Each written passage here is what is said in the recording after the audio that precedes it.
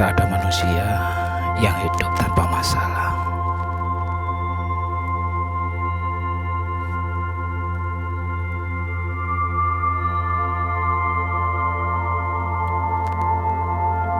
Manusia yang baik adalah manusia yang ada masalah dalam kehidupannya.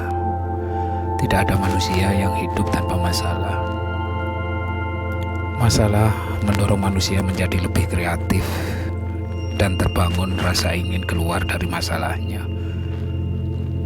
Masalah datang bukan tanpa permisi, tapi masalah datang sebagai bentuk kasih sayang, sebagai utusan Tuhan. Siapapun orangnya, tidak memandang profesi, tidak memandang kedudukan atau status sosial, tidak memandang kaya dan miskin, tidak memandang pintar atau bodoh, serta tidak memandang lainnya. Masalah menghampiri kepada setiap orang itu dengan maksud dan tujuan untuk menghebatkan manusia itu sendiri. Manusia tanpa kehadiran masalah justru dalam hidupnya sepi dari godaan berpikir lebih keras. Manusia tanpa masalah kering dari hiruk-pikuk berpikir secara universal, seperti masalah yang sedang menimpa warga dunia, COVID-19. COVID-19 yang sudah menjangkit hampir seluruh dunia itu kini sedang menikmati berbagai masalah yang melanda warga dunia, termasuk Indonesia.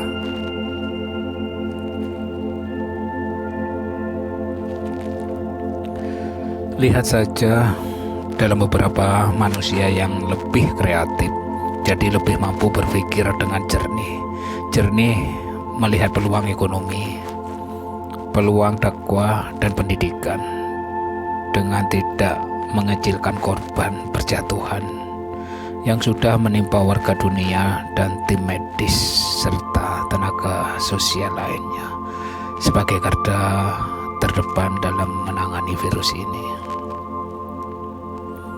Yang jelas, masalah datang membangun peradaban kembali yang sudah hilang, dibangun lewat peradaban berpikir, melihat berbagai peluang.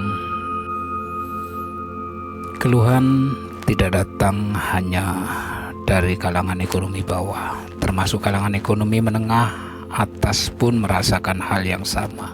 Sementara pemerintah sibuk mengurus bantuan untuk rakyatnya, sibuk waktu belajar, sibuk mengurus penanganan virus. Semoga kita yang punya masalah menjadi manusia yang tangguh dalam mengelola masalah, sehingga kita mampu keluar sebagai pemenang, bukan sebagai pecundang kehidupan. Hampiri masalah dengan hati yang bening dan pikiran terbuka. Semoga semua sukses. Dunia itu hijau dan manis, maka hendaklah manusia berhati-hati dengan dunia. Jangan sampai kesenangan dunia menjerumuskan ke dalam kemaksiatan dan melalaikan dari ketaatan kepada Sang Pencipta. Maksudnya, dunia itu manis lagi hijau. Adalah keindahan dalam kenikmatan dunia itu seperti buah-buahan yang berwarna hijau dan manis.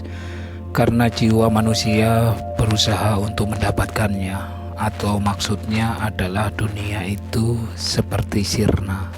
Seperti sesuatu yang berwarna hijau dan manis juga akan segera rusak.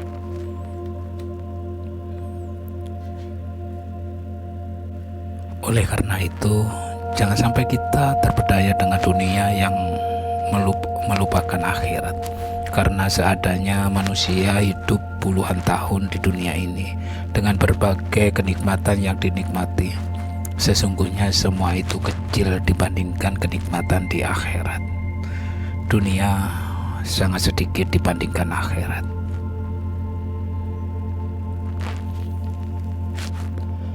Banyak orang terpedaya dengan keindahan dunia sehingga melupakan amal untuk akhirat. Padahal sesungguhnya dunia itu sangat kecil dibandingkan akhirat.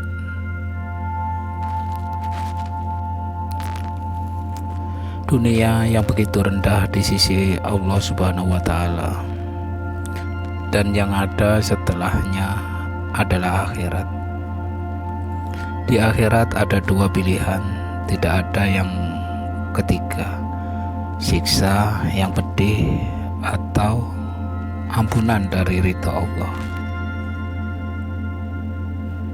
Kalau kita sudah tahu hakikat perbandingan dunia dengan akhirat, maka seharusnya kita lebih mementingkan akhirat daripada dunia. Jangan sampai hanya mengejar kesenangan dunia sehingga mengabaikan bekal untuk akhirat.